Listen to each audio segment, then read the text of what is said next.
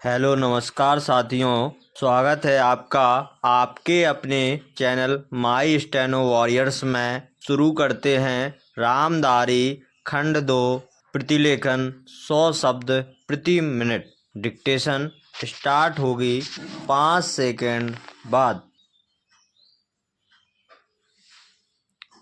Start.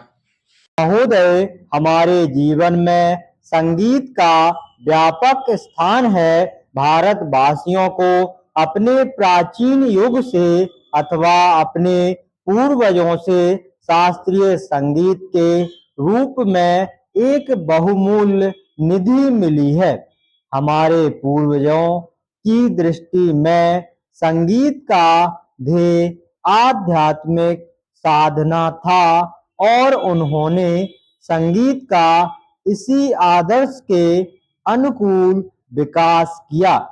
हम कह सकते हैं कि हमारे देश में यह कला पूर्णता के शिखर पर पहुंच चुकी थी।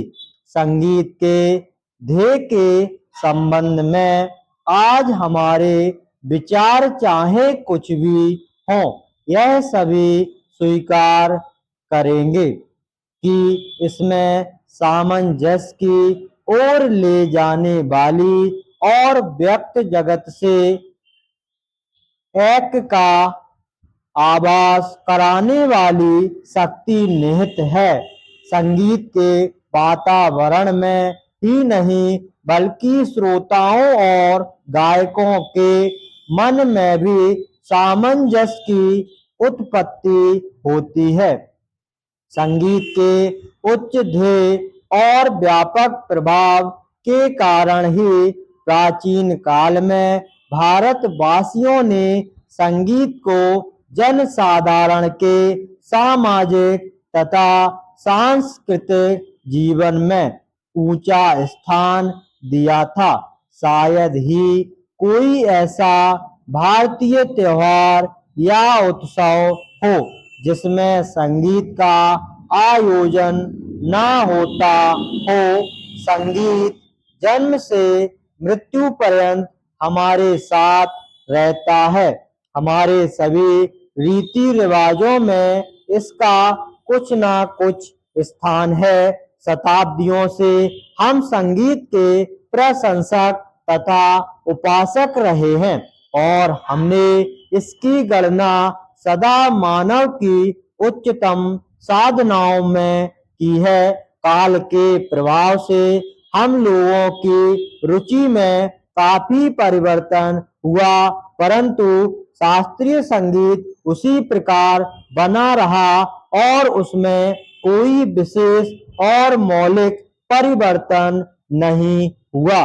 मुसलमान बादशाहों और अमीर उमरों के द्वारा संगीत को केवल प्रोत्साहन ही नहीं मिला, इसमें समयानुकूल हेर फेर भी हुए और आज विशेषकर उत्तर भारत के संगीत ने उसी युग से प्रभावित और बहुत अंशों में अनुप्राणित होकर अपना नया रूप ग्रहण कर लिया है। पर जो भी हेर फेर हुए वे हैं ऊपरी पोशाक मात्र ही। भारतीय संगीत शरीर और आत्मा से अभी भी वही प्राचीन शास्त्रीय संगीत बना हुआ है। ऐसी आशा की जाती है कि इसमें अभी भी इतनी शक्ति है कि यह अपने को एक बार फिर आधुनिक वातावरण के अनुकूल बना लेगा। प्राचीन संगीत कला भारतीय रजवाड़ों के दरबारों में उनके आश्रय से पनपती रही। यह स्वीकार करना होगा कि भारतीय नरेशों द्वारा दिए गए प्रश्रय के कारण संगीत लुप्त होने से बच गया, परंतु यह भी मानना पड़ेगा कि इन वर्षों में भारत की जनता का शास्त्रीय संगीत से बहुत कम संपर्क रहा। अतः जनता और हमारे परंपरागत सर्वश्रेष्ठ संगीत के बीच एक खाई पैदा हो गई।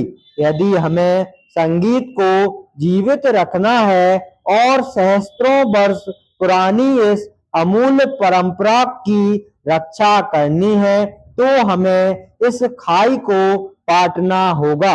यदि यह आवश्यक हो तो शास्त्रीय संगीत में ऐसे संशोधन करने में कोई बुराई नहीं जिनके फलस्वरूप यह लोकप्रिय बन सके।